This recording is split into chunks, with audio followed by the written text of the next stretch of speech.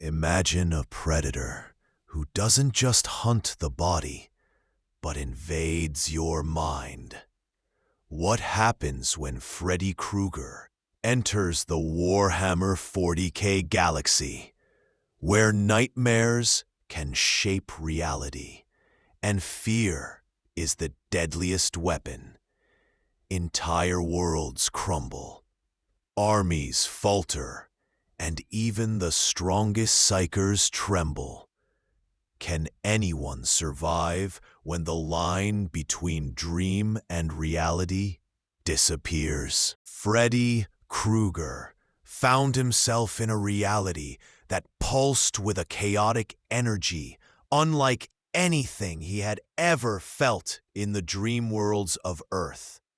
The warp flowed around him like a river of liquid fire, bending space and time, whispering secrets only a mind unhinged enough could comprehend. Every thought he had seemed amplified, every fear he fed upon becoming more tangible, more dangerous. He walked through the Imperium with a predator's confidence, his bladed glove catching the eerie light that shimmered off impossible surfaces.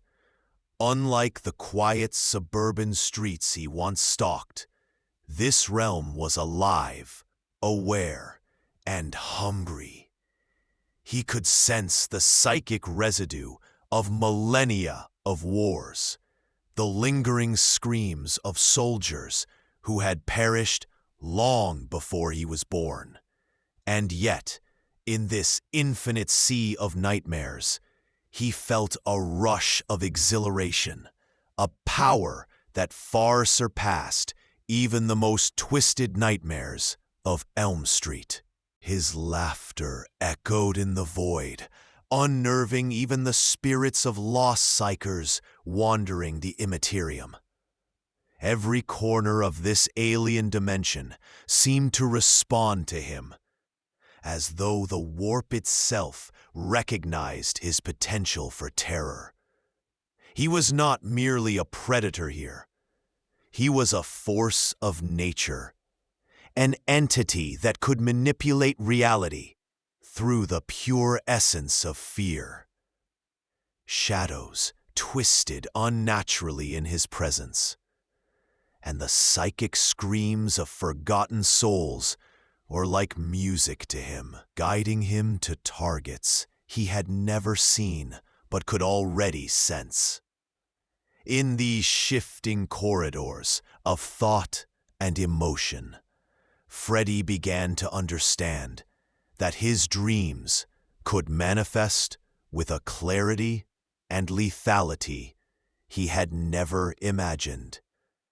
Entire minds became canvases for his nightmarish artistry, the warp bending to his will as he honed his sinister craft. Each step he took left behind a residue of fear, a lingering taint that would haunt the sleeping for eons, and even the strongest minds trembled at the mere suggestion of his presence. In this new realm, Freddy discovered that his abilities were no longer confined to simple haunting. He could stretch the essence of fear into tangible forms, crafting creatures that were part nightmare, part reality. He walked into the twisted ruins of a hive world, sensing the despair of millions of citizens long before he set eyes on them. The psychic energy of their collective terror called to him like a beacon, each pulse of fear sharpening his senses and invigorating his already formidable power. He extended a clawed hand, and from it sprang shapes that were neither fully corporeal nor entirely spectral. Beasts of shadow with teeth of jagged light, moving as extensions of his will. The cries of the terrified were sweet music to him, and he learned quickly to manipulate the dreams of Psykers, turning their mental projections into weapons of unimaginable horror. The warp itself seemed pliable under his influence, bending to his whims and reinforcing his dominance. Even the most disciplined minds of the Imperium would falter under the relentless assault of his psychic artistry, trapped between terror and reality with no clear line of escape. Freddy realized that unlike Earth, where the rules were fragile but present, here he was limited only by his imagination, and the warp responded eagerly to every malicious impulse. Every shadow became a weapon, every whisper a tool, and every fleeting thought of fear a doorway to a new realm of suffering. In this realm, Freddy was untethered, free to explore the boundaries of nightmare without the trivial constraints of mortality. And with each passing moment, he felt the ecstasy of omnipotence coursing through him. The more Freddy experimented, the more he understood that the Imperium was not merely a backdrop for his terror, it was a collaborator. He could reach into the dreams of those on distant worlds, plucking their deepest fears like fruit from low-hanging branches. A single thought in the mind of a farmer on a distant agri-world could ignite a chain reaction, rippling through the psychic field, creating waves of panic that could topple entire regiments before they ever reached the battlefield. He reveled in this newfound scale, orchestrating symphonies of dread that spanned sectors of space, yet no one could trace the source. His grin widened as he realized that even the most formidable Psykers of the Imperium, trained to resist psychic intrusion, were now vulnerable to his subtle manipulations. A flicker of doubt in their minds, a fleeting image of a clawed figure, could blossom into full-blown terror, consuming them from the inside. He began to study the nuances of warp resonance, learning how to push and pull at the threads of thought and memory, molding them into horrifyingly vivid experiences. Dreams became more malleable, nightmares more real, and Freddy's influence spread like ink in water, unseen, yet undeniably potent. He laughed as he bent reality around a single terrified thought, feeling a thrill unlike anything he had ever known, a sensation that Earth had never provided. In the Imperium, he was no longer just a killer. He was an architect of fear on a galactic scale, a god of nightmares, capable of reshaping the consciousness of anyone unfortunate enough to enter his orbit. The citizens of Imperial worlds began to notice subtle disturbances in their sleep long before any tangible evidence appeared. It started with fleeting shadows at the edge of vision, whispers curling around the ears like smoke, and a sense that someone or something was watching from the corners of empty rooms. Mothers awoke to find their children screaming in the dead of night, their small bodies trembling as though gripped by invisible hands. Workers in the Hive Cities spoke nervously of dreams where machinery turned against them, where corridors stretched impossibly, swallowing entire workforces into darkness. Even the simplest thoughts of safety became suffused with unease, a creeping dread that gnawed at the edges of consciousness. Psykers reported anomalous psychic readings, strange ripples in the warp that defied the most experienced diviners. And always, in the center of these disturbances, lurked an unfamiliar, malevolent presence. One that seemed to grow stronger with every frightened heartbeat.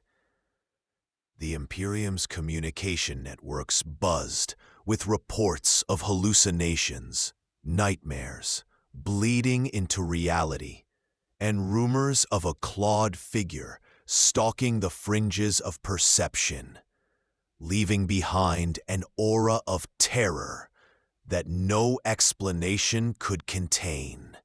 Entire districts began to collapse under the weight of collective fear. Citizens would awaken screaming, convinced that the night's visions were real, only to find their rooms desecrated in subtle, inexplicable ways. Furniture overturned, strange claw marks etched into walls, or pools of shadow that seemed to linger even under light. Religious leaders warned of a demon at work, urging mass prayers and penitential processions. But these rituals seemed only to amplify the fear, attracting the malevolent attention further. The nightmares became a currency of power, infecting entire populations and feeding a momentum that was impossible to resist. Hive guards struggled to maintain order, their disciplined routines shattered as their dreams too became vulnerable, waking to find their comrades missing, only to discover them catatonic, eyes wide with terror, whispering incoherent warnings about a bladed stranger who existed both everywhere and nowhere. Even high-ranking officials were not spared. Their meticulously constructed realities seemed to unravel in private, leaving them unable to distinguish hallucination from evidence, suspicion from certainty. The Imperium's infrastructure, both mental and physical, trembled as the line between dream and waking life blurred, and a single thought of fear could cascade across an entire world like wildfire, threatening to burn away the stability that humanity had so painstakingly built. Psykers became the frontline victims of this creeping horror, their minds especially susceptible to intrusion from an intelligence that thrived on fear itself. Many reported being chased through shifting landscapes of twisted stone and fire, hunted by a figure whose presence defied logic yet carried an unmistakable familiarity. The visions were vivid, tangible, and suffocating, often leaving scars in the psychic lattice that anchored the minds of those attuned to the warp. Some Psykers attempted to fight back, projecting their own mental defenses, but these efforts often backfired, causing nightmares to loop endlessly, leaving them trapped in a labyrinth of fear with no exit. In certain regions, entire hive sectors experienced synchronized episodes where millions awoke, screaming simultaneously, their terror bleeding together into a psychic maelstrom that rattled the very foundations of the planet. Imperial inquisitors dispatched to investigate found nothing concrete, only patterns in dreams that hinted at a sentient predator operating beyond conventional reality. The warp seemed to pulse with anticipation, attuned to the collective dread of humanity, and it became increasingly clear that this was not a mere psychic disturbance, but a calculated, sentient hunt orchestrated by a being whose mastery over fear eclipsed anything known in the Imperium's history. Even the machinery of the Adeptus Mechanicus could not resist the subtle corruption seeping from these nightmares. Servitors malfunctioned in inexplicable ways. Factory production lines ground to a halt, and data slates displayed images of twisted, clawed silhouettes that had no programmed source. Tech priests scratched their augmetic heads, running rites of purification and logic incantations, only to find that the interference was not purely mechanical. It had a psychological dimension, reaching into the cognition of those who relied on it. The boundaries between artificial intelligence, human perception, and psychic reality blurred as the nightmare's tendrils extended outward. Communities on agri-worlds saw crops fail, not due to disease, but as hallucinations of blighted harvests plagued entire workforces, causing panic, mass abandonment of essential duties, and a feedback loop of fear feeding itself. Even when the nightmare had not yet fully manifested in the waking world, the mere anticipation of it sent ripple effects across every level of society. The nightmares were no longer confined to private dreams. They became shared experiences, a hive mind of terror that fed on the very structures designed to protect against chaos. Children were particularly vulnerable, their developing minds offering fertile ground for the predator's influence. Whole schools reported classes of students waking screaming, clutching at air, as if invisible hands gripped their throats. Parents, desperate to protect their young, formed barricades and rituals, but every precaution seemed to strengthen the entity's hold, as if fear itself was the key to its power. Teachers, nurses, and caretakers began exhibiting erratic behaviors. Their dreams invaded in ways that reflected personal fears, magnifying their inability to intervene effectively. The entity learned from each encounter, adapting, molding, and escalating the intensity of its attacks. In every corner of the Hive City, from the opulent manors of noble families to the labyrinthine underhives, the same patterns repeated. Sleep became a battlefield, and fear a weapon wielded by an unseen hand.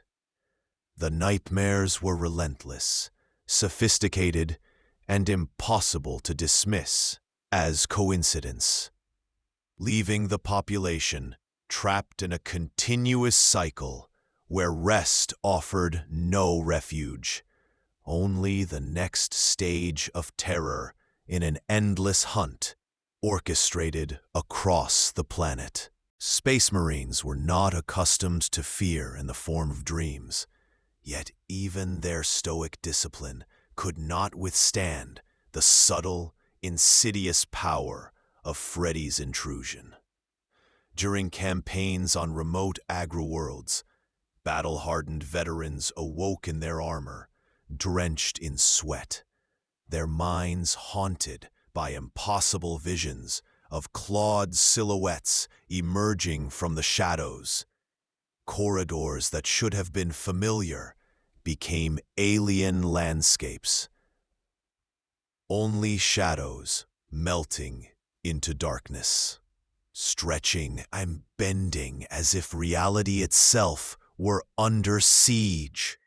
Even in the heat of combat, a single hallucination could send squads into disarray, their finely tuned formations breaking under the weight of psychic terror. Commanders attempted to issue orders, but the whispers of nightmare infiltrated their thoughts, causing hesitation at critical moments. Tactical calculations were disrupted, as Space Marines questioned whether an approaching foe was real or a projection of their own fear. Bolter fire sometimes met empty corridors, and charges of chain blade against imagined enemies left them exposed to genuine threats. Each mission became a delicate balancing act where the line between perception and reality was perilously thin, and the most disciplined warriors found themselves vulnerable to an enemy that could not be shot, crushed, or burned. The librarians of the Adeptus Astartes, trained to navigate the warp and resist psychic interference, found themselves in a new kind of struggle. Freddy's presence in the Imperium allowed him to anticipate their maneuvers, turning their own psychic abilities against them. A mind probe meant to uncover enemy positions could instead pull the Marine into a nightmarish loop where the battlefield shifted constantly, and foes appeared and vanished at the Predator's whim. Visions of fallen brothers, distorted and screaming, forced librarians to fight not only external enemies, but also the guilt and terror that Freddy exploited with clinical precision. In some cases, Marines reported being unable to distinguish dreams from reality for days, waking in foxholes on worlds they had never visited, with only the scent of ozone and the echo of clawed laughter to mark the boundary between the warp and the waking universe.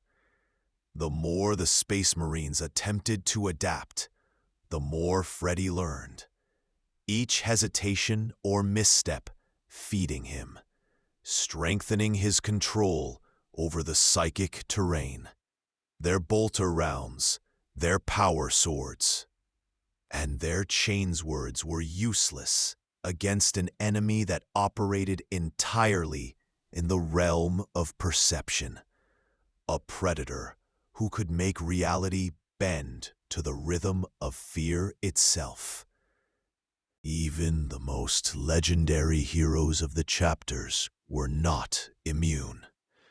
Veteran sergeants who had faced tyrannid swarms and orc wogs found themselves frozen by hallucinations of slaughtered squads and clawed silhouettes emerging from smoke and fire. The training that had once made them fearless in the face of Xenos and heretics now seemed insufficient, as Freddy exploited instinct and imagination with perfect precision. Tactical maneuvers became exercises in paranoia, with squads double-checking corners, hearing the faintest sound triggering visceral dread. Orders to advance could result in hesitation so severe that ambushes became fatal. Moreover, the presence of the entity spread beyond individual squads, creating a ripple of unease across entire companies. Even when fully armored, and reinforced with ceramite plating, the Marine's mind remained exposed, vulnerable to Freddy's psychic manipulations. And the sense of invulnerability they carried into battle proved useless in the face of an enemy who could turn their own thoughts into weapons. Campaigns meant to secure critical resources or suppress insurrections began to fail in ways the Imperium had never encountered. Strategic objectives were missed, not due to enemy firepower or terrain, but because commanders misinterpreted reality itself. Reports came of entire detachments vanishing, leaving behind only traces of panic and disarray, with survivors unable to recall whether the events they endured had truly happened or been conjured by a predatory nightmare. The warp resonance created by Freddy's actions amplified with every death, every scream, every hesitation, reinforcing his ability to strike remotely. On some worlds, the very architecture of fortified cities seemed to bend and twist under psychic pressure, corridors elongating into nightmarish mazes that trapped and disoriented even the most disciplined units. A simple patrol could find itself wandering endlessly, haunted by phantasms of their own fallen brothers, with each turn a potential gateway to another layer of terror. This ongoing destabilization of the Imperial war machine was subtle, almost surgical, yet devastating in its cumulative effect. And the Marines realized that conventional tactics were powerless against an enemy who thrived on fear itself. The psychological toll was compounded by Freddy's capacity to exploit the expectations of Space Marine culture. Honor, loyalty, and brotherhood, which usually bound squads together, became vectors for terror.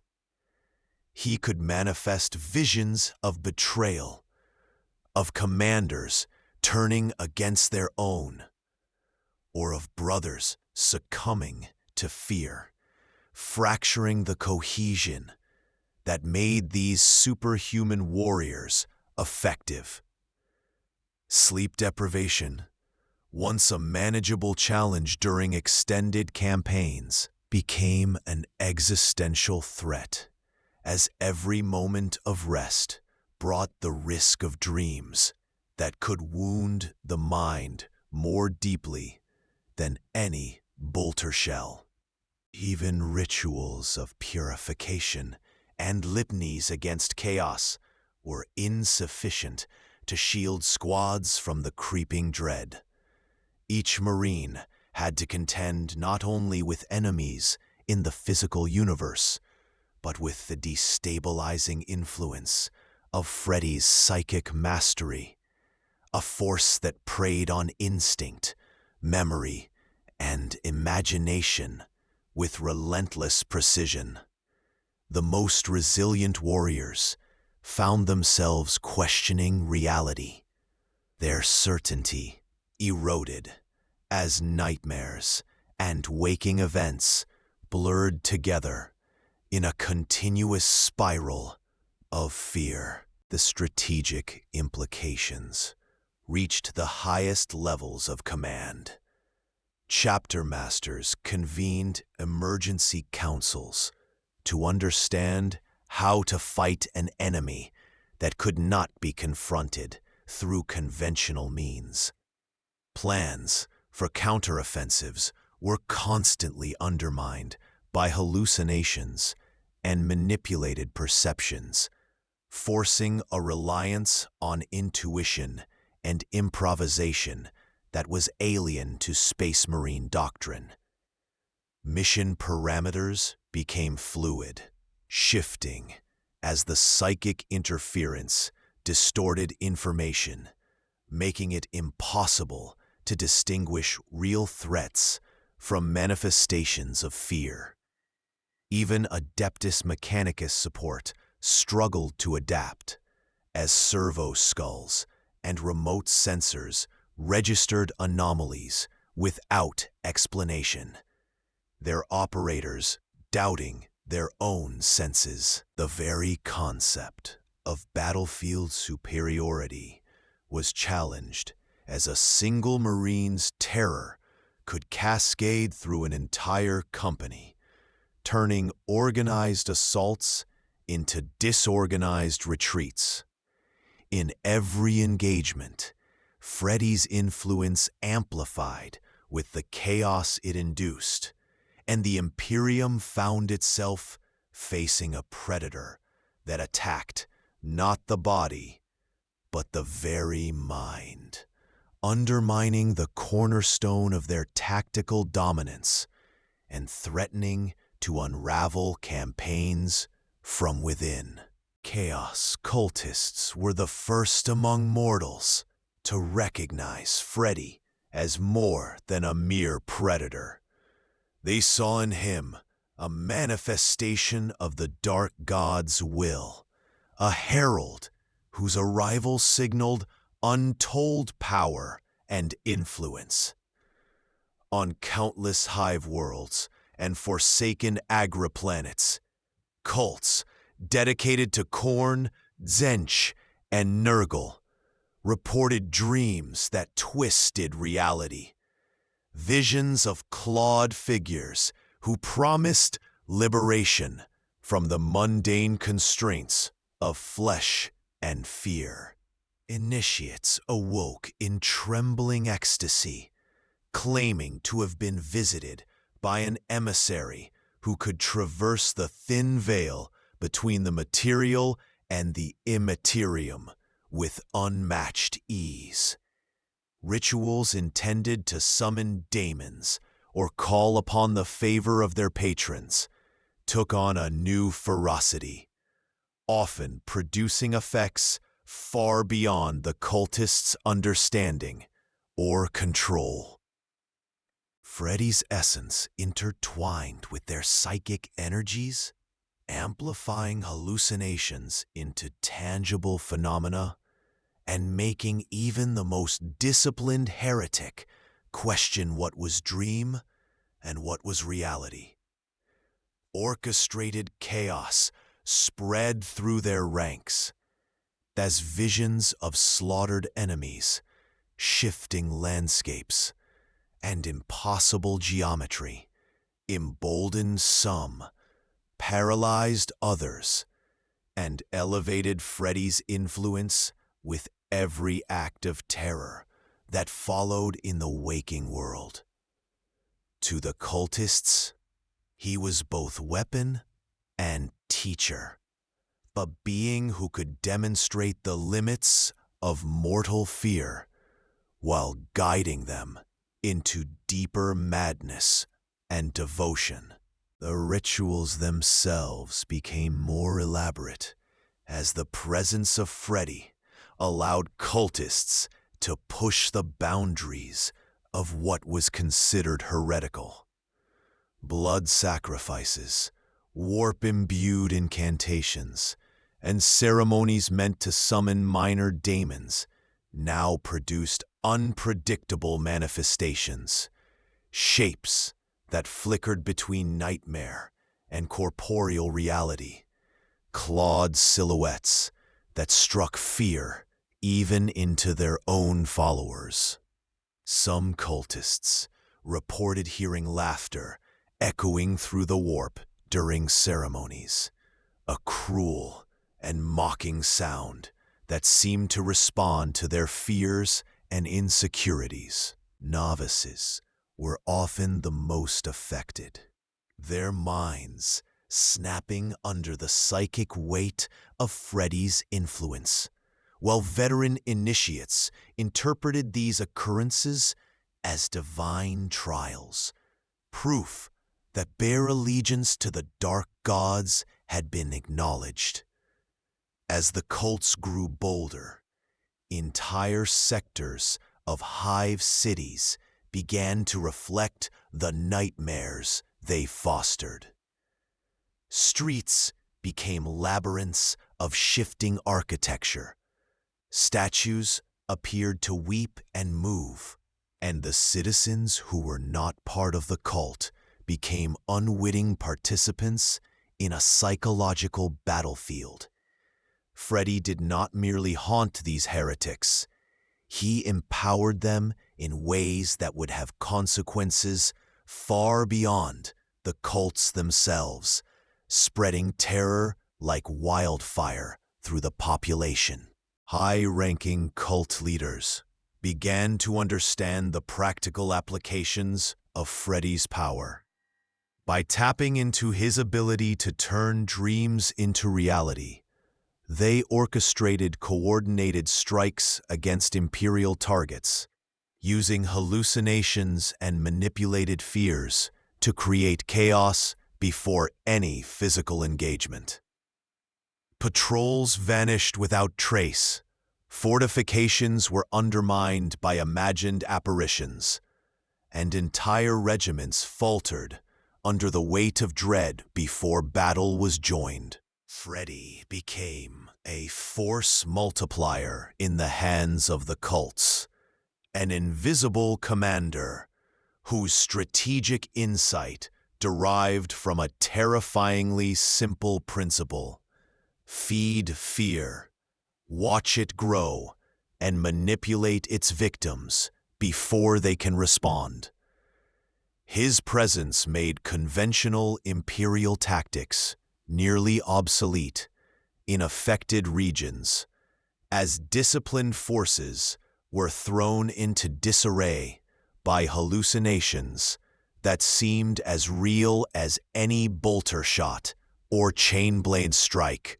The cultists, emboldened by what they believed to be Freddy's blessing, spread across sectors, seeding terror in a way that resonated with their god's chaotic designs, ensuring that every nightmare manifested contributed to a larger, more terrifying vision of total upheaval. Even among the chaos ranks, differences in worship became apparent. Tzeentchian sorcerers found Freddy's manipulations particularly useful, as they could harness his dream-forged horrors to create more complex magical effects and warp phenomena. Khorne cultists, by contrast, were invigorated by the visceral thrill of terror-stricken enemies, often misinterpreting Freddy's subtle manipulations as a direct call to slaughter. Nurgle followers, however, experienced a perverse delight in the persistent dread and psychological rot Freddy propagated, seeing it as an extension of their patron's gifts of decay and inevitability. The entity's presence highlighted the nuances of fear itself, shaping the ways different cults interpreted and exploited the psychic disturbances he caused. Inter-cult rivalries sometimes flared when Freddy's manifestations favored one interpretation of terror over another, creating an intricate web of cooperation and competition that enhanced the overall chaos. In every scenario, Freddy's influence remained the constant, a predator of the psyche, subtly orchestrating outcomes without revealing his full hand, leaving followers to believe that their successes and failures were entirely their own. As cultists refined their understanding of Freddy's abilities, the horrors extended into the waking world with unprecedented intensity. Entire sections of Hive Cities became theaters for dream-forged nightmares, where citizens who had no involvement with the cults suffered inexplicable terrors. Shadows moved with unnatural intent. Whispering voices manipulated perception, and minor disturbances in architecture seemed to obey a cruel logic dictated by the predator's imagination. Those who resisted or attempted to flee were often caught in recursive loops of fear, reliving their worst moments under Freddy's orchestration. In some regions, the boundaries between dream and reality eroded to the point where cultist gatherings produced tangible warp anomalies, small rifts through which clawed shapes and grotesque echoes could materialize for brief, terrifying instants. The Imperium's investigative forces often dismissed these reports as delusions or exaggerations, never understanding that Freddy's psychic mastery allowed him to manipulate entire populations without leaving conventional traces. The cultists, meanwhile, increasingly treated him as a teacher, a guide to exploiting terror, and an extension of the Dark God's own will, spreading fear as a weapon, both visible and invisible, across Imperial space. The Adeptus Mechanicus approached the phenomenon with a mixture of awe and terror, their analytical minds struggling to comprehend an entity that operated beyond the conventional laws of reality. Standard probes and data slates failed to register Freddy's presence in any meaningful way, as if the being existed in a dimension that intersected with theirs only partially. Tech priests, accustomed to dissecting machines and decoding the most intricate of Xenos devices, found themselves confounded by an intelligence that manipulated perception itself. Hallucinatory readings appeared on every scanner, ranging from clawed silhouettes to impossible geometries that defied the strictures of logic. Servo skulls, deployed to monitor affected regions, returned with fragmented recordings, capturing shadows that moved independently and whispers that seemed encoded in static. Experimental psychic amplifiers designed to detect warp anomalies malfunctioned, their circuits shorting under the strain of Freddy's influence.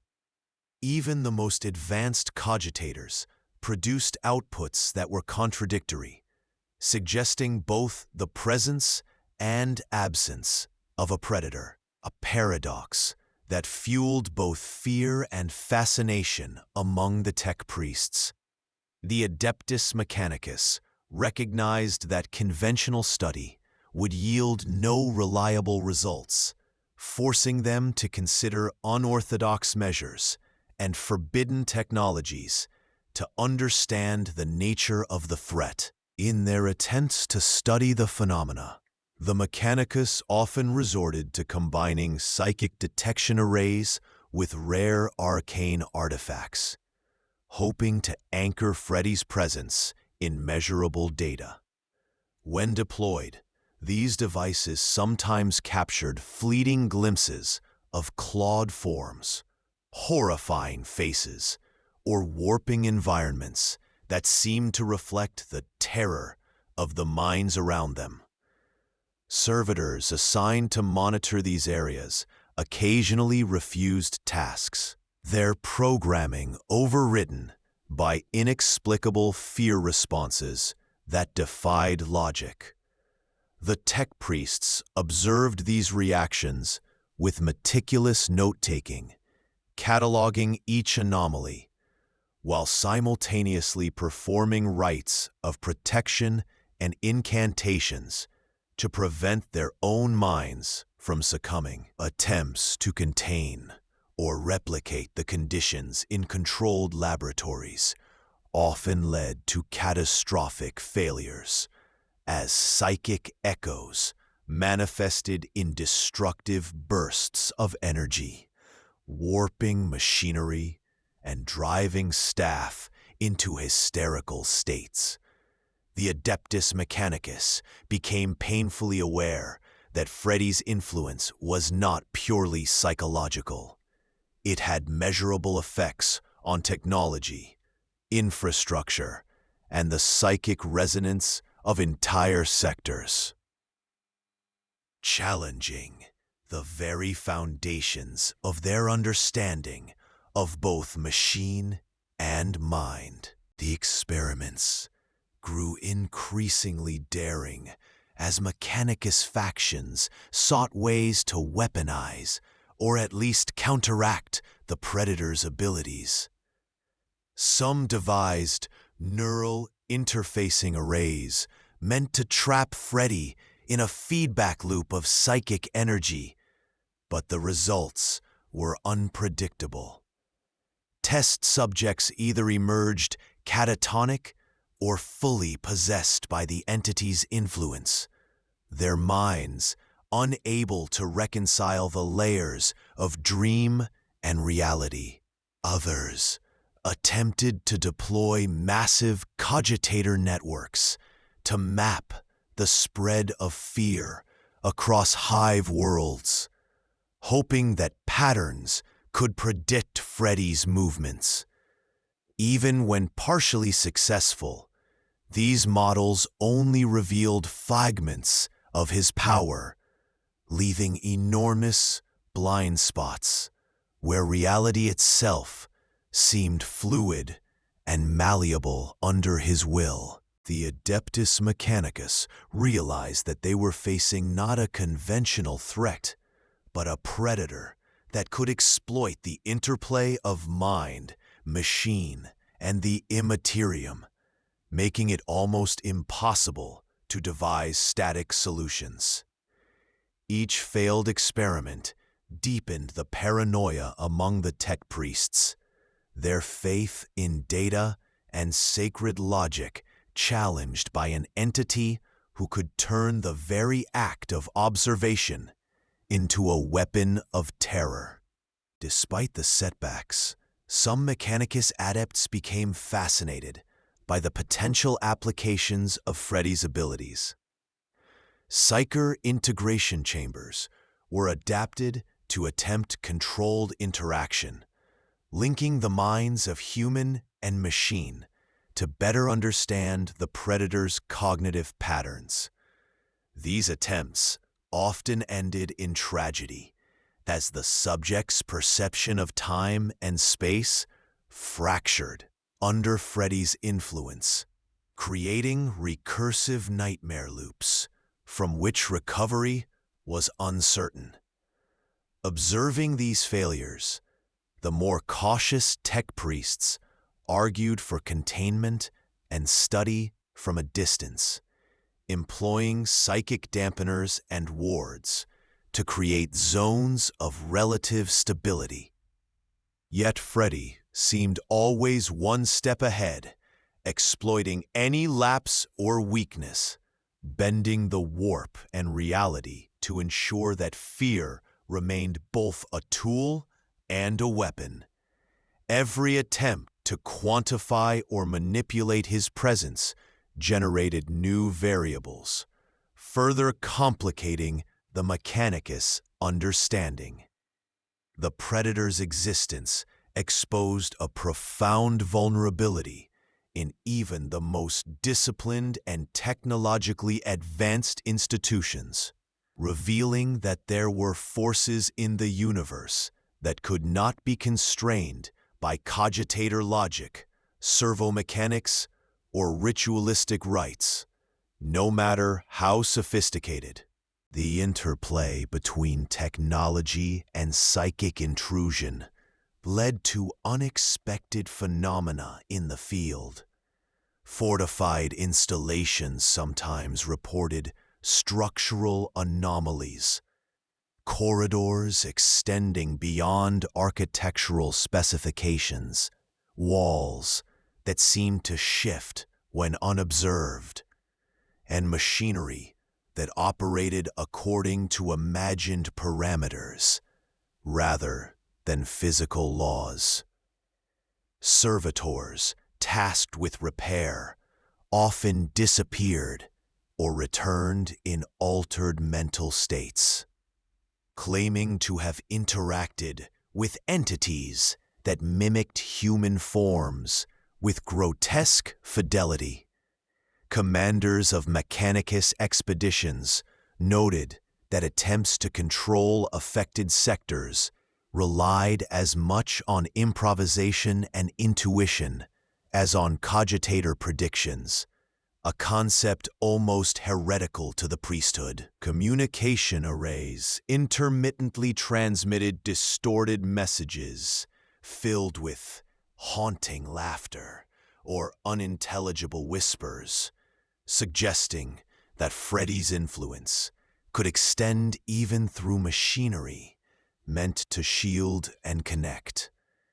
The Adeptus Mechanicus's attempts to compartmentalize these anomalies revealed the Predator's adaptive intelligence as he manipulated both human perception and technological function simultaneously, proving that in the presence of such a being, neither machine nor mind could operate independently from the other without risk of contamination or compromise.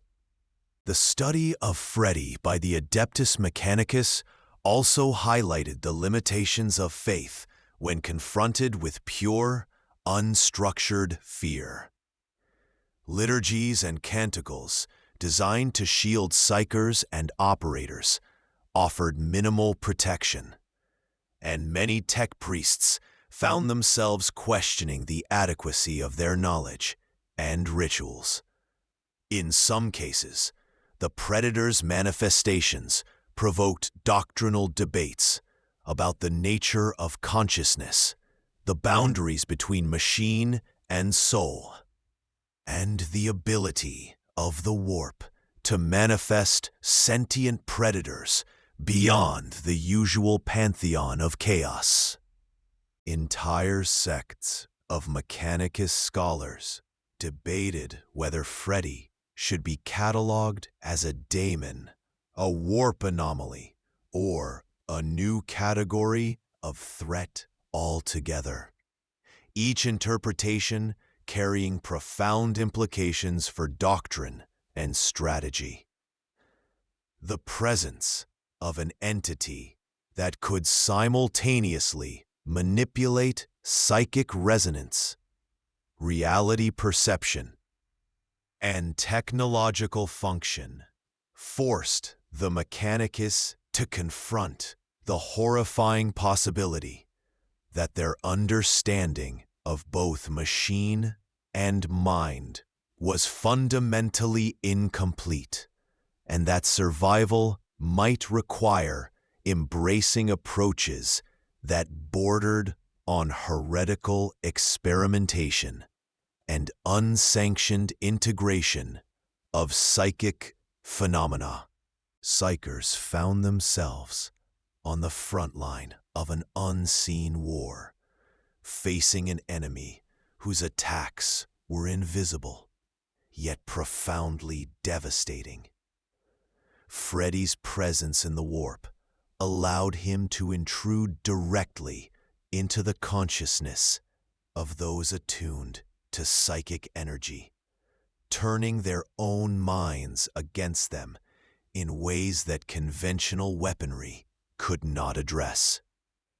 Each thought became a potential vulnerability, each fleeting doubt a doorway to torment. Psykers attempting to project their powers across battlefields often found their visions distorted, twisted by Freddy's manipulations into horrifying landscapes of clawed figures and screaming apparitions. Spells meant to protect or attack were warped into instruments of self-inflicted fear, as if the predator could read intention and convert it into a tangible nightmare. Even the most disciplined adepts struggled to maintain focus, their training insufficient to shield them from a being whose mastery of the psychic realm was both intimate and perverse. The warp itself seemed to respond to Freddy's will, amplifying the dread he sowed and creating environments where psychic feedback loops could trap entire cohorts of Psykers in endless cycles of terror and confusion. Encounters between Freddy and powerful Psykers often resembled duels of mental acuity, a contest in which the rules of logic and reality were fluid and mutable. A single misstep in concentration could result in the projection of one's own fears into a fully realized nightmare, manifesting as spectral forms that could harm mind and body alike. Experienced Psykers reported feeling their identities splinter, memories contorting into false sequences that blurred the line between self and predator. Some attempted to use protective wards, psychic suppressants, or meditative rituals to stabilize their thoughts, but Freddy's intelligence allowed him to anticipate such defenses, striking precisely where vulnerability remained. Even coordinated efforts among multiple Psykers often backfired, as the interwoven psychic fields became tangled under his influence, creating chaotic resonance patterns that magnified the horror rather than suppressing it.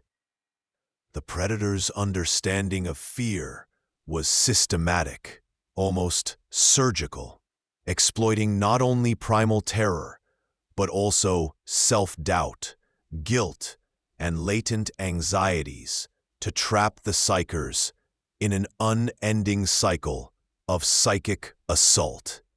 In certain engagements, entire units of Imperial Psykers experienced simultaneous intrusions, their collective psychic energy feeding Freddy's power in a manner that made resistance nearly impossible. These mass invasions of the mind often resulted in catastrophic mental strain, with some Psykers catatonic, others violently projecting hallucinations into the surrounding environment, creating feedback that disrupted nearby Imperial forces. The Predator's ability to manipulate both individual and collective consciousness meant that the battlefield itself became an extension of his nightmare, every psychic attack reinforcing the next. Commanders attempting to rally their forces faced an almost impossible challenge: distinguish reality from hallucination, manage the morale of troops under assault by their own minds, and anticipate the unpredictable manifestations of a predator whose intelligence evolved with every encounter. The warp itself seemed to pulse with anticipation, responding to Freddy's manipulations as though the Imperium recognized a kindred force of psychic malevolence, amplifying his reach and ensuring that every thought of fear was harvested and multiplied. Psykers reported that the predator often preyed on memories, reshaping past experiences into tormenting illusions. Moments of failure, loss, or shame were amplified, projected into the minds of the vulnerable in vivid detail, and sometimes coalesced into apparitions that mirrored the fears of entire regiments. Even seasoned psychers, who had survived centuries of service, found themselves disoriented, unable to discern past events from Freddy's constructions. Each psychic duel became a contest not merely of power, but of perception and resilience, forcing the Adeptus Astra Telepathica to reconsider established methods of training and preparation. Attempts to isolate or shield Psykers often proved futile, as Freddy could extend his influence across vast distances through the warp, manifesting fear in a target before any physical presence or proximity existed. The mental exhaustion alone threatened operational effectiveness, creating gaps in Imperial psychic defenses that allowed the Predator's influence to spread even further. Some Psykers began to develop adaptive strategies, using misdirection and deliberately feeding small, controlled fears into the Predator's awareness to distract or confuse him. These tactics provided temporary relief, but Freddy's intelligence seemed capable of assimilating such strategies, turning attempts at manipulation into new vectors for horror. Dreams and waking visions intertwined, creating recursive loops that left Psykers trapped between perception and reality. The more they resisted, the more intricate the nightmares became, as Freddy refined his approach to each mind individually. Even specialized combat Psykers, trained to exploit vulnerabilities in other psychic entities, found their techniques rendered almost useless, as the Predator's attacks did not adhere to standard psychic paradigms. Each encounter became a lesson in humility, a reminder that the mind, no matter how disciplined or trained, could be weaponized against itself by an entity whose very existence was predicated on terror.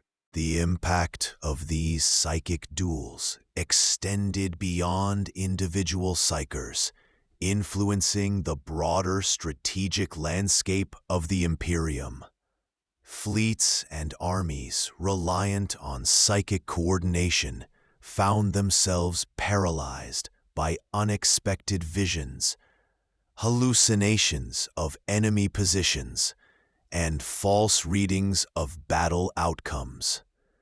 Advisors and command staff reported erratic reports from Psykers in the field, each struggling to distinguish Freddy's intrusions from reality, undermining trust in psychic intelligence as a reliable tool.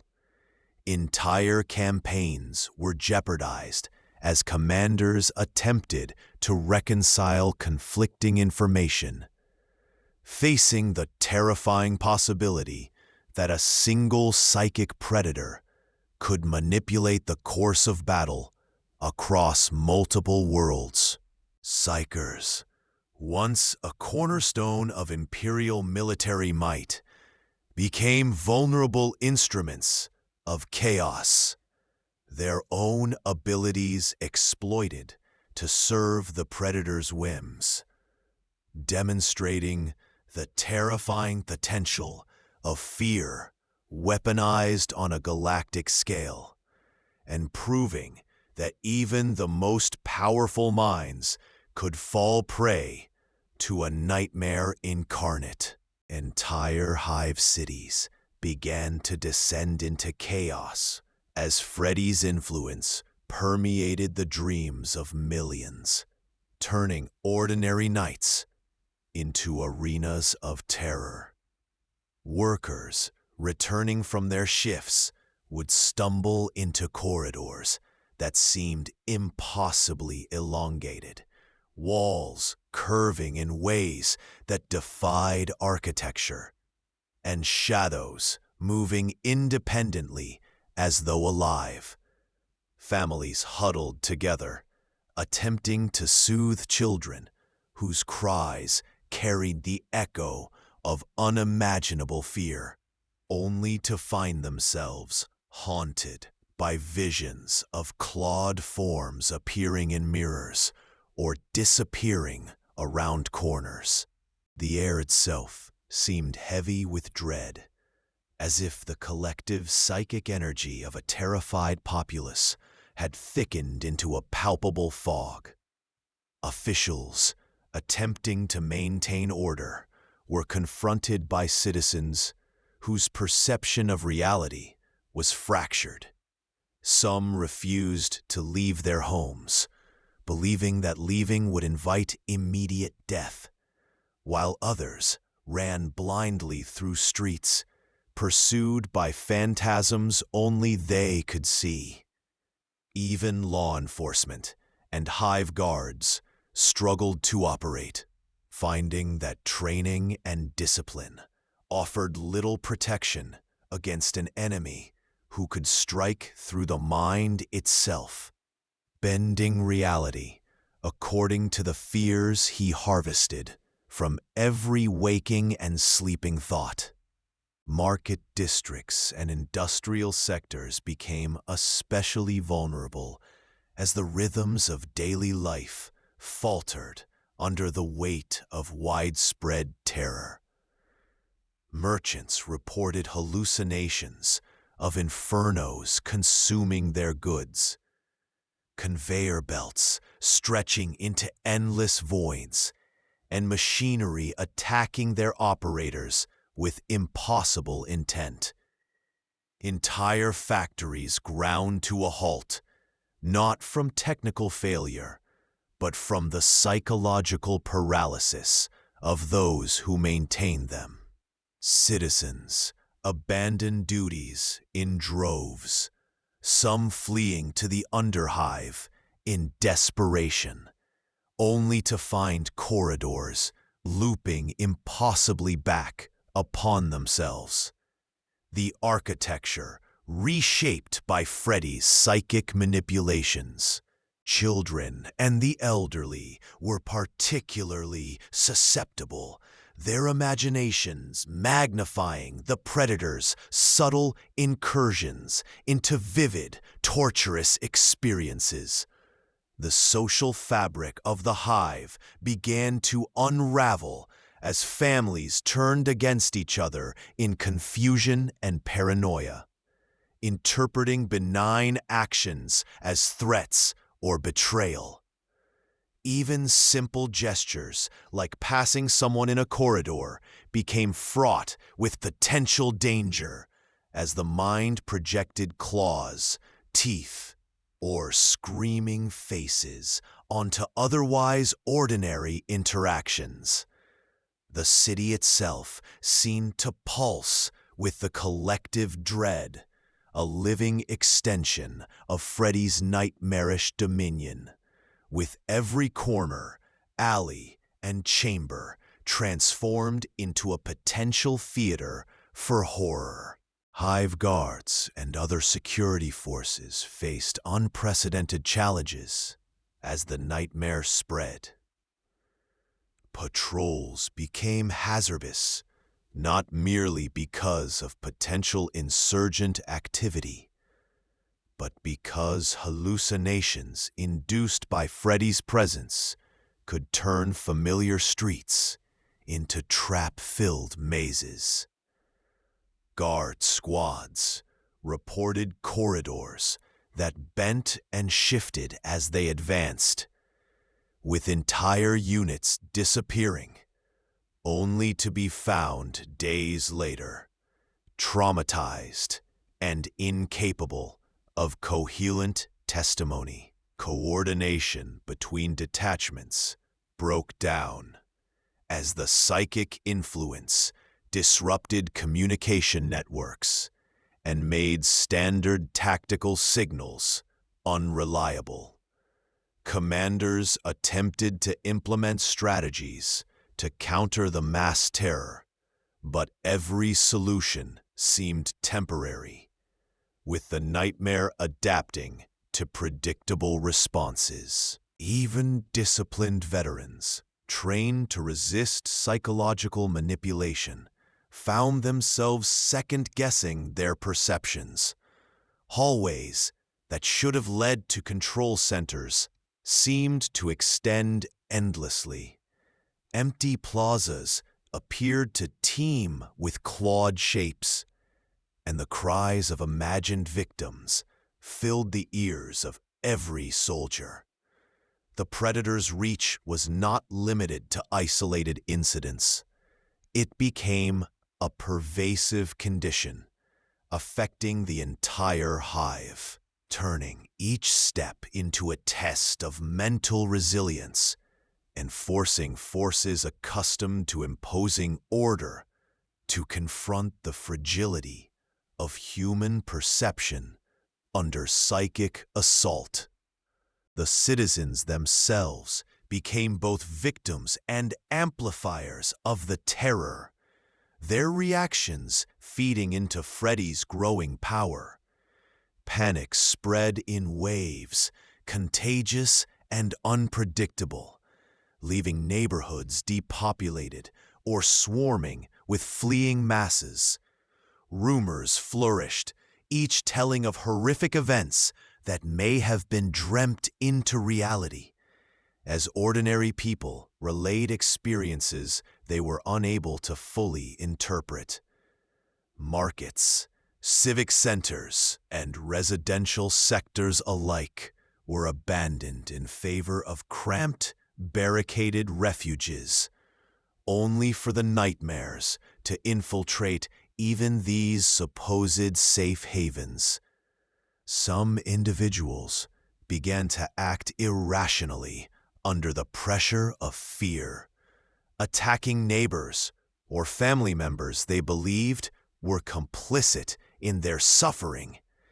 Religious institutions attempted to intercede, offering prayers, litanies, and rites intended to protect against malign psychic influence. But the efficacy was inconsistent.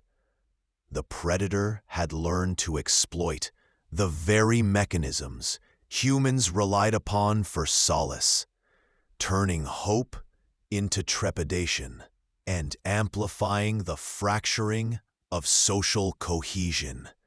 Communities fractured, each group struggling to interpret the signals of the waking world while contending with the horrors unfolding in their minds, creating a city-wide pattern of instability that mirrored the Predator's intentions. Infrastructure and public services deteriorated as the nightmare continued to spread unchecked.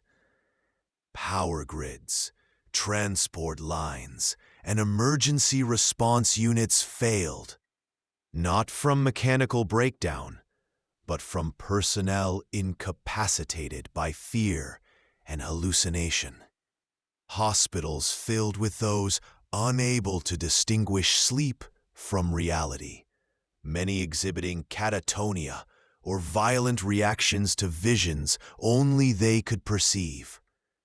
Supply chains collapsed, leaving food and medical resources scarce, amplifying desperation among the population.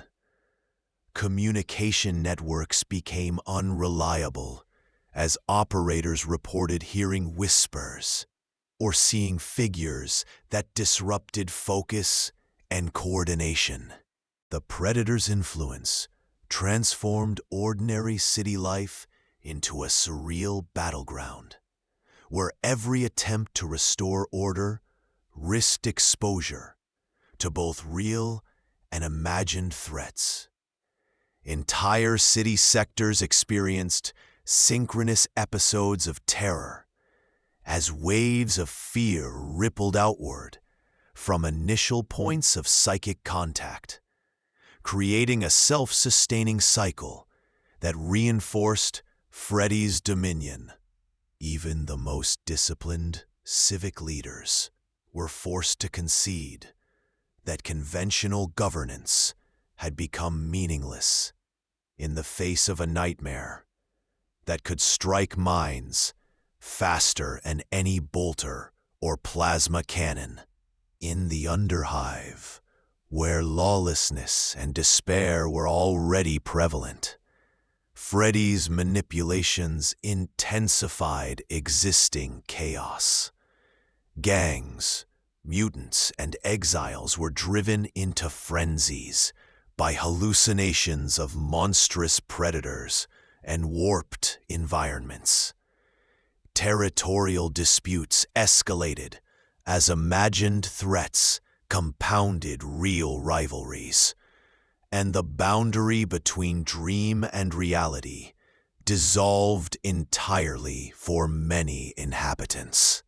Refugee populations from upper levels brought stories of clawed specters and shifting architecture, feeding local paranoia and creating conditions where even cautious cooperation became impossible.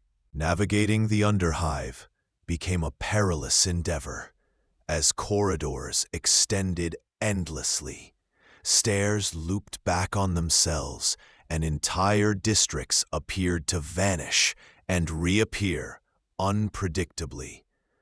The Predator's mastery over fear ensured that every action, whether defensive or aggressive, was susceptible to manipulation, leaving inhabitants trapped in a psychological maze they could not hope to escape. The cumulative effect of these disruptions threatened not only the social and physical integrity of the Hive, but also the stability of surrounding worlds, as news of mass hysteria spread and prompted Imperial authorities to consider drastic intervention measures. Eldar Farseers observe the ripples of Freddy's influence across the webway with a mixture of fascination and alarm, sensing a predator whose manipulation of fear threatened to unbalance entire sectors. They saw glimpses of his psychic resonance threading through mortal minds, bending reality in ways that even the most disciplined Eldar found difficult to predict. In their sanctums, Farseers pored over visions of the Imperium in turmoil, studying the patterns of terror that spread like wildfire, seeking the points where intervention could alter the Predator's course. Every movement Freddy made in the Imperium left faint echoes that could be traced, but interpreting them required intricate calculations of probability, empathy, and foresight. The Farseers debated whether to interfere directly or subtly manipulate the forces around him, knowing that even minor missteps could amplify the Predator's power.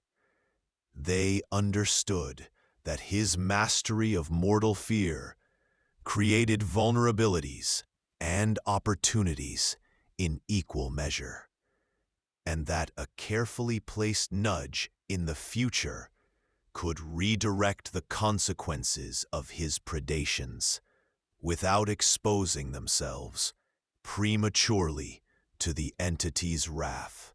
In the crafting of these interventions, Eldar strategists used seers to send visions into the minds of key figures, subtly guiding them to avoid traps or to act in ways that might destabilize Freddy's influence.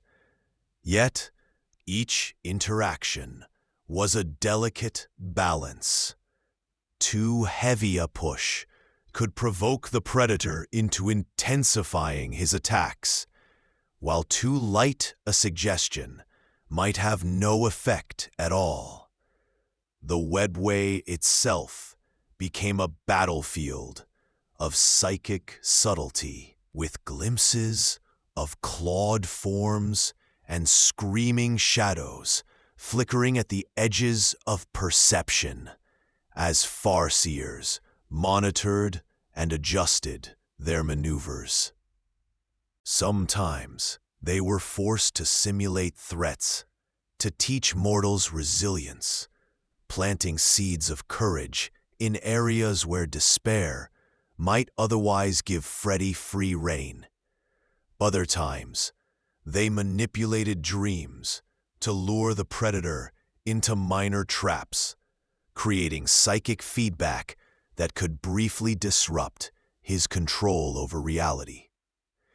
Each intervention required patience, insight, and a willingness to accept that failure could be as catastrophic as any frontal assault, and that the entity they faced was a predator in every sense, capable of learning and adapting faster than even the most disciplined Farseer could anticipate.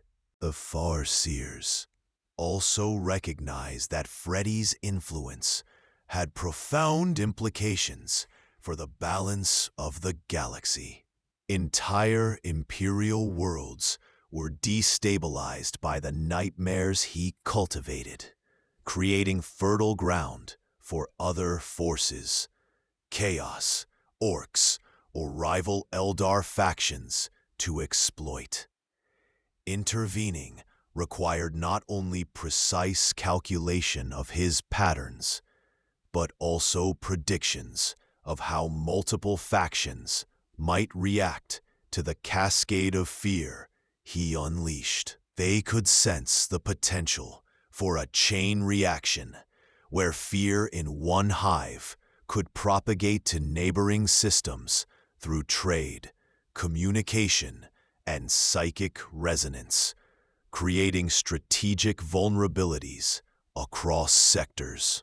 Eldar war hosts were briefed to act in ways that would minimize unnecessary exposure to Freddy's manipulations while maximizing the chance of disruption, sending small strike teams into regions where the Predator's influence was most acute. These operations often relied on misdirection, subtle illusions, and manipulations of probability rather than brute force, as they understood that Freddy could not be defeated through conventional warfare, only outmaneuvered in the psychic and temporal arenas where he thrived. Monitoring, Imperial Psykers and Space Marines became an essential component of the Farseers' efforts. By studying the responses of these human forces to Freddy's influence, Eldar strategists could predict potential escalations and advise subtle interventions to mitigate catastrophic losses.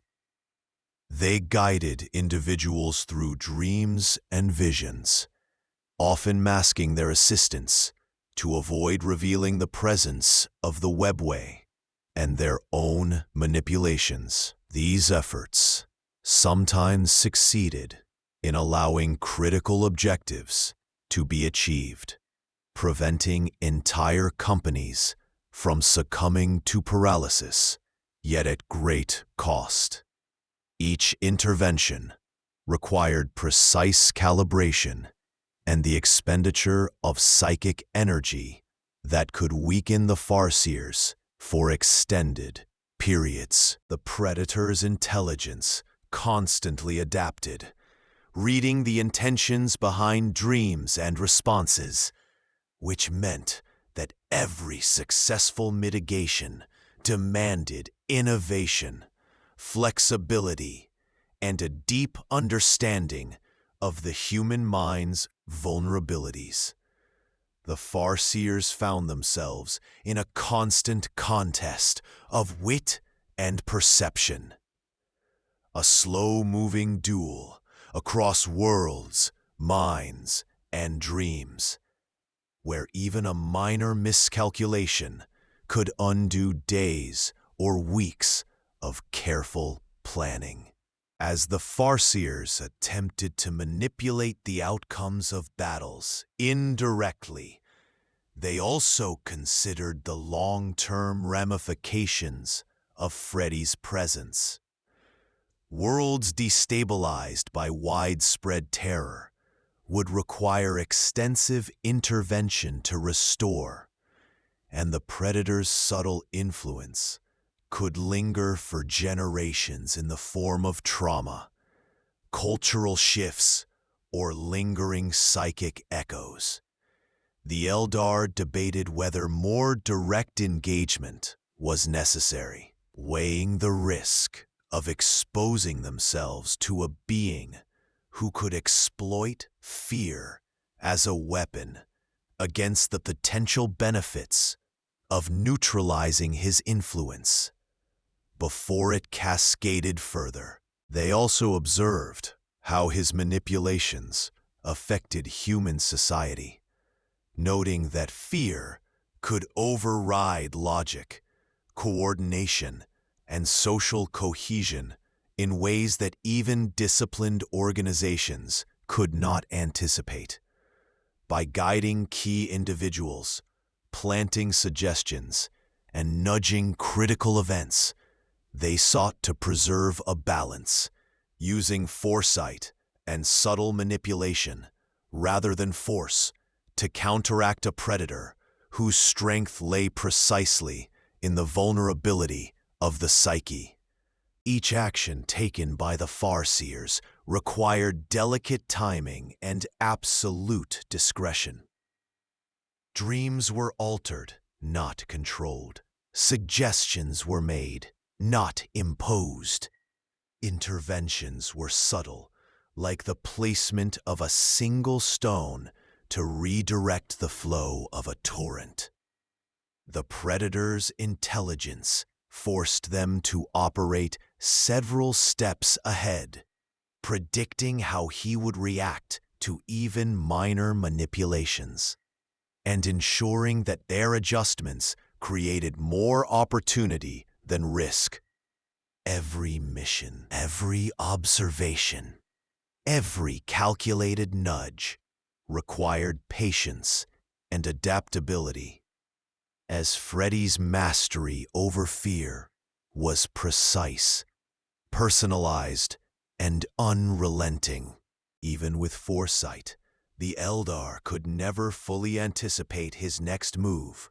They could only guide, influence, and react with elegance and precision, hoping that their interventions would ripple outward to shape outcomes favorably without revealing the hand of the webway or drawing direct attention from a predator who thrived on terror and manipulation. Orc warbands, known for their brutal simplicity and chaotic energy, were thrown into disarray by Freddy's intrusion into the 40K galaxy, encountering a predator whose methods defied their understanding of battle.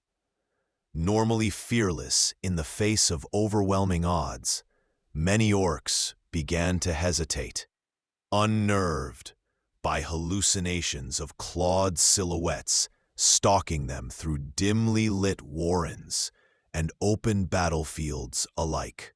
Commando units reported waking in the middle of operations to find entire squads vanished or frozen in place, muttering incoherently about invisible enemies and impossible corridors. Even the most battle-hungry knobs experienced disorientation as their instincts, usually honed for violence, became unreliable when faced with a foe that exploited imagination and fear rather than physical weakness. The orcs' crude but effective sensory perceptions, tuned for aggression and intimidation, became liabilities, with Freddy turning every shadow and sound into a threat. Their typical reliance on overwhelming numbers and loud, chaotic assaults proved ineffective against a being who could strike without ever revealing his position, making each engagement a psychological puzzle as well as a potential slaughter. The presence of Freddy among orc forces created unexpected vulnerabilities in their coordination. War bosses attempted to rally mobs for assaults, only to find that hallucinations induced mass confusion, causing units to attack one another or flee in random directions. Boys reported seeing massive, clawed apparitions erupt from the terrain, entire mobs vanishing from the battlefield, only to reappear scattered and terrified, disrupting carefully planned war before they could gain momentum. Ludas and Shudas fired at phantasms, wasting valuable ammunition and inadvertently exposing flanks to real threats. Even truck-bound units found their routes confounded by imagined pits, walls, or moving terrain, creating collisions and accidents that led to casualties without a single enemy shot being fired. Freddy's manipulation of perception was surgical, exploiting the orcs' reliance on instinct and aggression, while amplifying uncertainty to create paralysis in even the most hardened fighters. Commanders soon realized that standard orc tactics of shock and awe were rendered irrelevant when the enemy could not be seen, touched, or engaged through conventional means. Weird boys, normally the focal points of orc psychic and warp-infused abilities, found themselves under siege in ways they had never anticipated. Freddy's influence warped their visions, twisting their powers in self-destructive loops. A psychic blast intended to incinerate an Imperial squad might instead materialize as a projection of their own fears, exploding in grotesque illusions that disoriented both allies and foes. Some weird boys reported experiencing infinite corridors, clawed hands reaching from unseen dimensions, and echoes of their own memories turned monstrous. Their communion with the warp, typically a source of raw, destructive potential, became a conduit for Freddy's manipulations, allowing hallucinations to ripple across the battlefield. Bosses attempted to stabilize their mobs through forceful roars or intimidation, but the psychological nature of the threat rendered these tactics largely ineffective.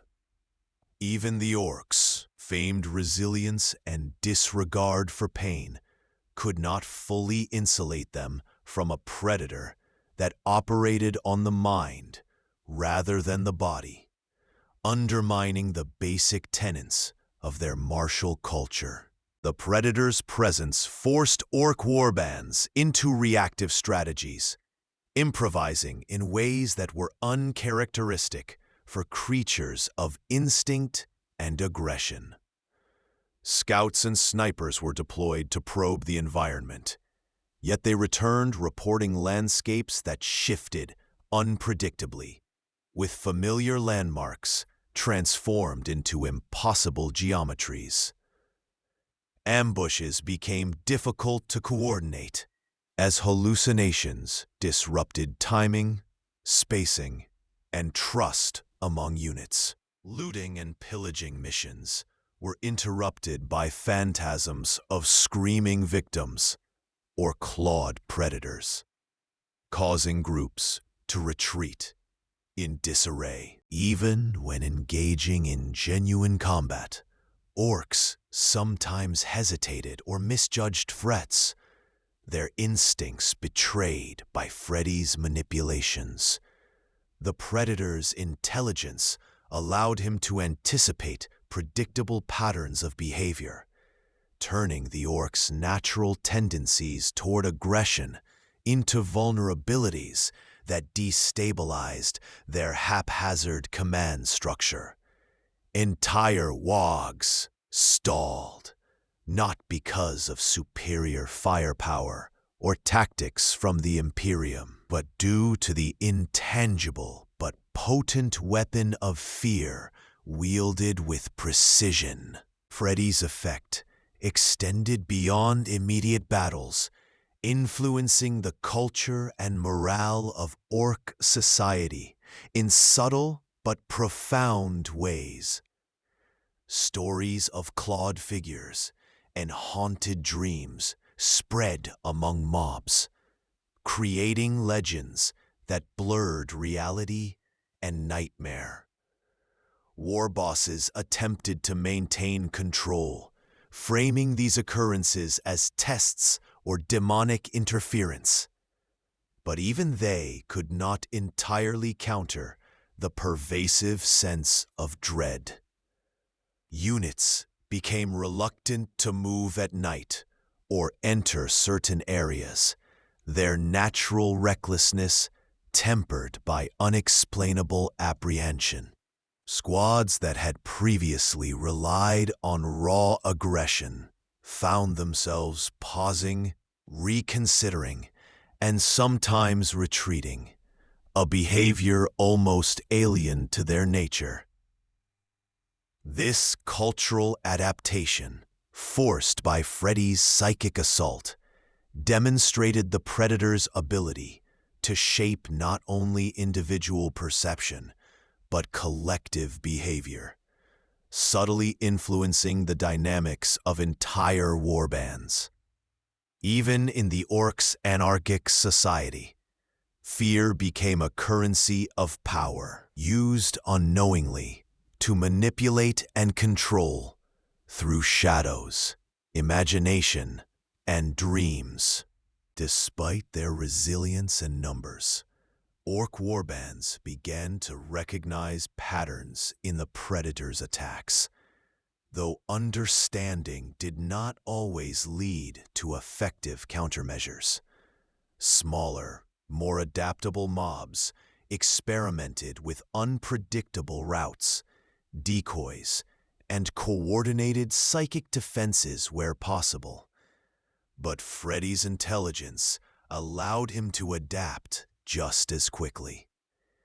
Every tactic, every attempt at improvisation, fed into his understanding of the collective orc psyche, allowing him to escalate the nightmare with surgical precision. Over time, some war bosses learn to anticipate the predator's manipulations, using fear itself as a tool to drive mobs into controlled frenzy, turning a liability into a weapon, but always at the cost of mental and physical exhaustion. Freddy's influence thus transformed battlefields into arenas where instinct alone was insufficient, and even the most brutish, aggressive species had to navigate a predator who thrived on the mind rather than the body. Imperial leaders faced an unprecedented crisis as Freddy's presence in the galaxy disrupted command structures and shattered confidence in even the most disciplined units. Generals and chapter masters convened emergency councils, attempting to coordinate responses to a threat that could not be contained by conventional military might. Reports flooded in from multiple sectors of soldiers and civilians alike experiencing hallucinations, disappearing in labyrinthine corridors, or succumbing to paralyzing fear. Even well-fortified bastions and heavily defended agri-worlds were affected, as the predator's psychic influence infiltrated the minds of those responsible for strategy and defense. Communication networks became unreliable, as operators misinterpreted sensory distortions or hallucinations as genuine threats. The administrative machinery of the Imperium strained under the weight of uncertainty, with advisors second-guessing intelligence reports and sub-commanders questioning orders that previously would have been executed without hesitation. Every decision was clouded by the possibility that Freddy's manipulations had already anticipated and warped the perceptions of those giving and receiving commands. In the field, Imperial troops found their training tested in ways that no tactical manual could address. Squads of Space Marines, accustomed to facing tyrannid swarms or orc hordes, experienced hesitation and confusion when confronted with specters that could vanish and reappear at will.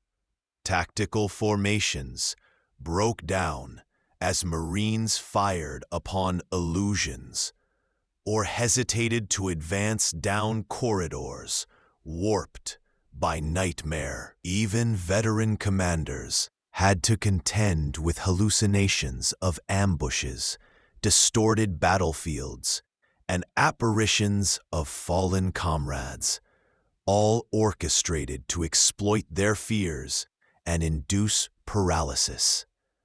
Bolter fire met nothing but air in some cases, while genuine threats were ignored due to the influence of psychic manipulation.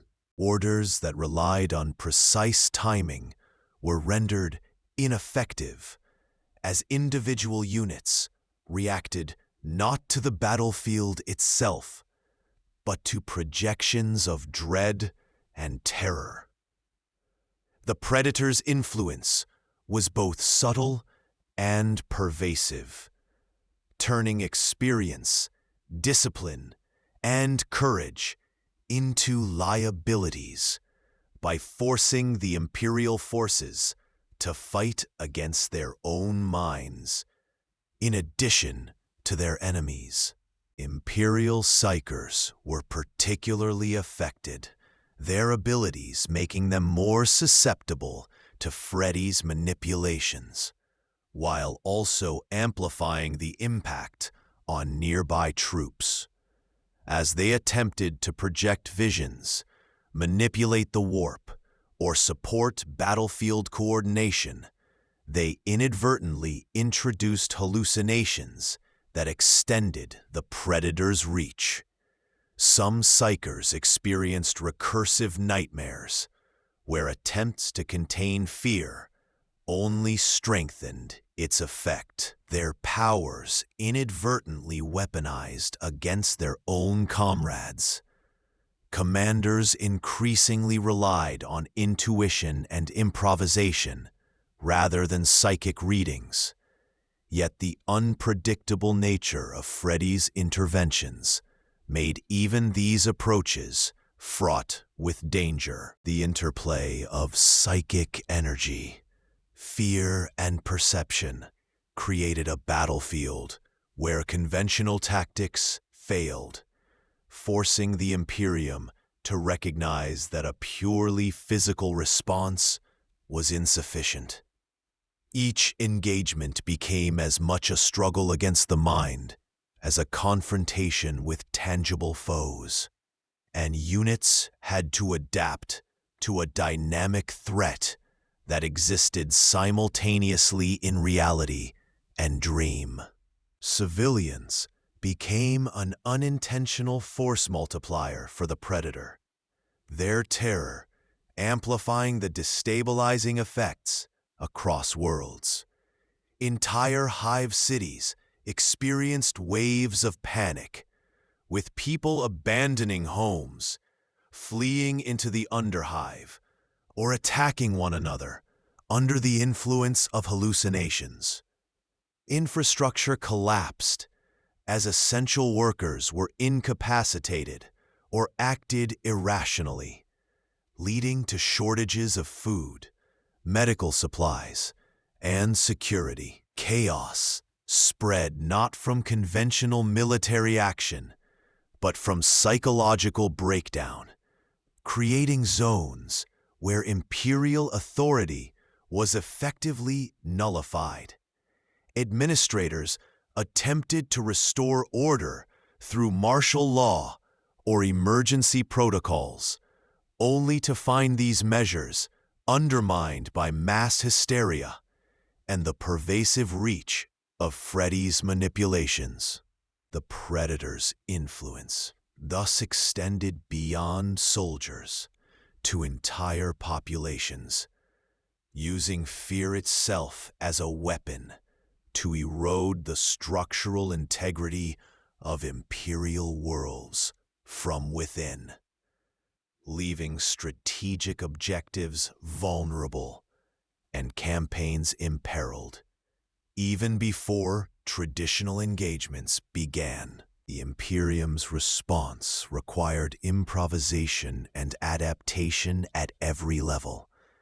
Commanders attempted to isolate units, implement rotations to prevent sleep deprivation, and coordinate small-scale operations to minimize exposure to hallucinations. Specialized counter-psyker teams were deployed, though their effectiveness was inconsistent, as Freddy adapted to every approach with unnerving speed. Communication relied on redundancy, with multiple channels and cross-checking to account for sensory distortions and hallucinations. Even then, every decision carried uncertainty, as the Predator's influence could propagate rapidly through fear and perception, undermining coordination and morale. Strategic planning evolved into a high-stakes exercise in anticipation and flexibility, where foresight and psychological resilience became as critical as firepower. The traditional metrics of military strength, troop numbers, armor, weapons, were rendered secondary to the ability to withstand mental assault, forcing the Imperium to confront a reality in which the mind itself had become the primary battlefield. Among the leadership, the psychological toll was immense.